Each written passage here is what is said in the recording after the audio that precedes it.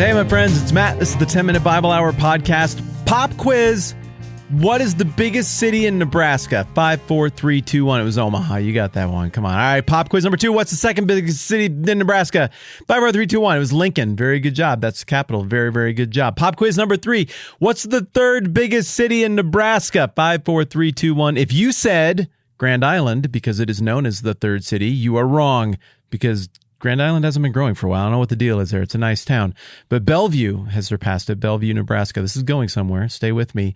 But you're still kind of wrong, because really the biggest city in Nebraska is a seasonal city that happens 7 times a year during Nebraska home games. Memorial Stadium in Lincoln, Nebraska holds like 90,000 people. And is therefore, by my rendering, because I declared it and I bought a microphone and put things on the internet, therefore I'm the authority figure. That is the third biggest city in Nebraska some of the time, which is incredible to think about. But you got something like this where you live, right? Like a thing that makes the area swell beyond capacity and everything feels different and looks different, and the businesses are different, and the lodging and accommodations are different. For us, it's the Sturgis Motorcycle Rally just up the road from where I live in the Black Hills. And that's not exactly my family's speed or style, but I know a lot of people like it. And wow, can you tell when that's going on? Everything changes around here for a week plus.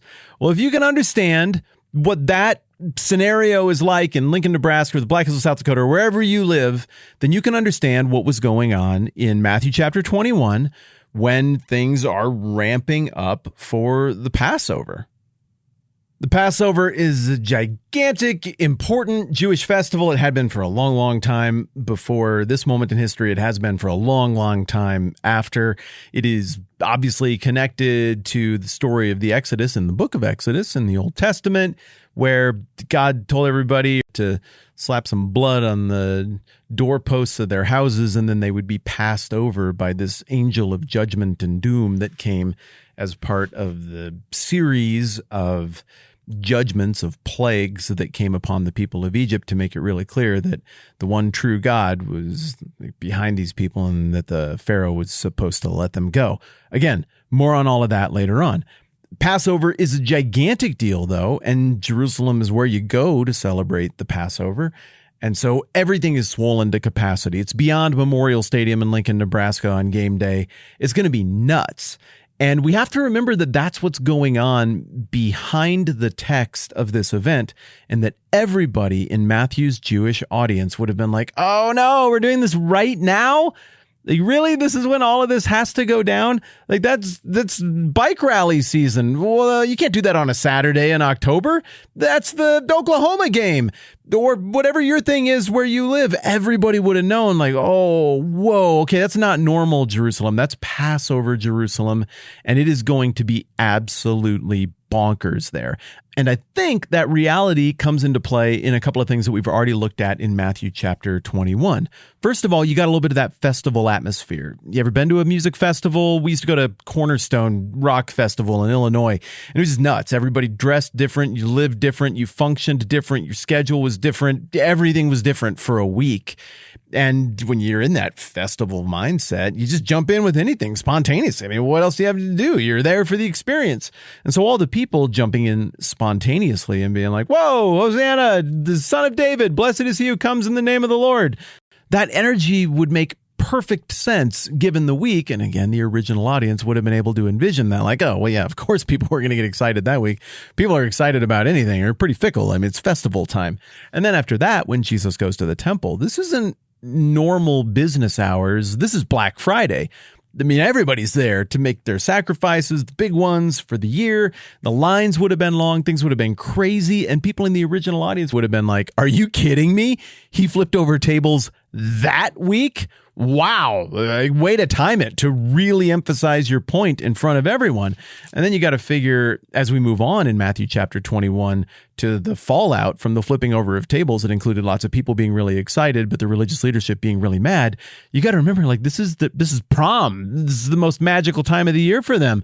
They put all this time into it. It's also where they probably do like half of their business, and somebody's coming along, and somebody they didn't already like very very much anyway, and he's wrecking everything and messing with it. Like, we have to address this thing right now. These are children who are out there yelling this stuff, Jesus. Like, surely you're going to denounce this as nonsensical festival chatter from the unwashed masses. I mean, this doesn't count.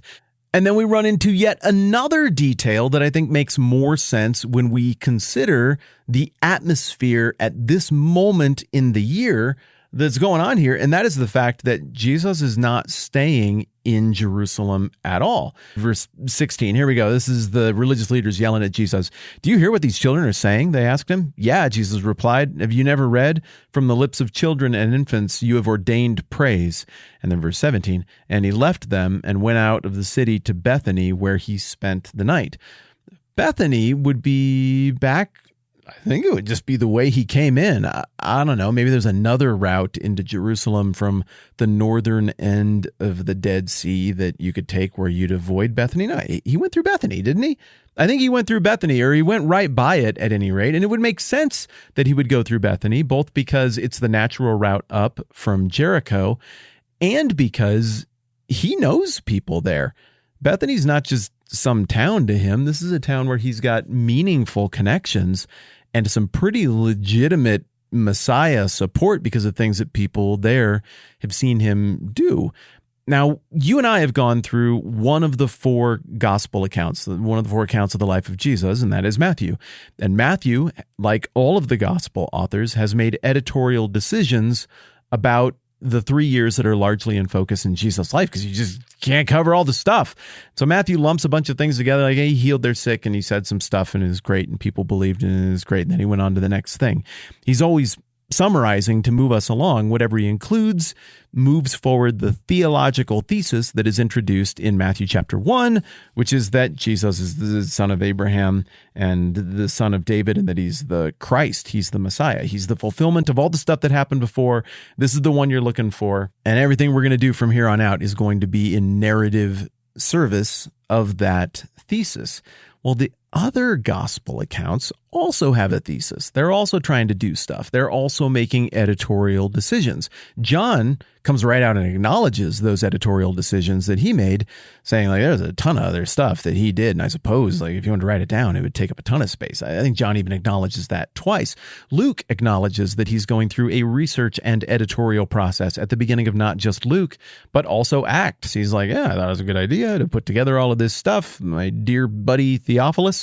And so here it all is. I did a bunch of research. I got witness reports and I did my homework, and here you are. Implicit in that is the notion of editing. Well, John edits a little bit different than the rest of the Gospels. Stuff lines up pretty neatly with, I think, one grand exception, and that is that John orders his account in such a way that we're back and forth to Jerusalem, or back and forth from up north to near Jerusalem down south. It looks like maybe more than once.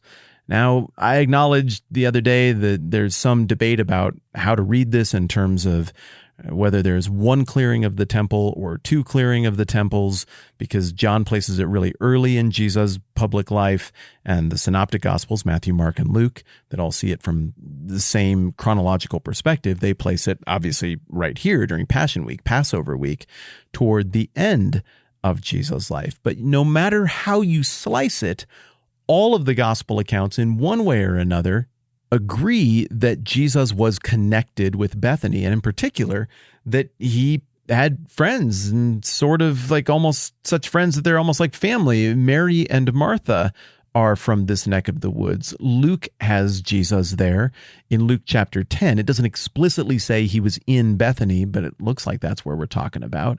And then most famously in John 11, John has Jesus going to Bethany. I mean, that's where Lazarus lives, and raising Lazarus from the dead. So in light of that, what I want to do in this next conversation is look a little more closely at Jesus' connections with the town of Bethany and what the stuff that happened there would mean to the original audience. What is it supposed to mean for us that he's staying there and not in Jerusalem? What would the base of support look like there?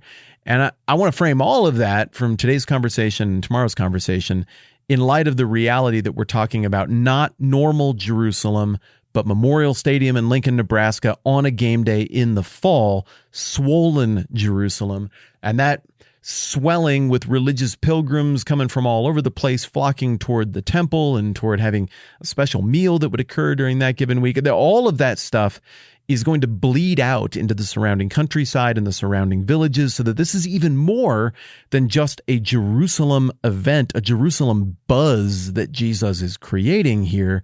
There's a whole regional effect occurring, and that is a pretty fascinating thing in terms of this biblical notion of the fullness of time and how all of these rhythms play out for maximum effect in terms of the redemptive project that the Bible is describing Jesus as being the culminating character in.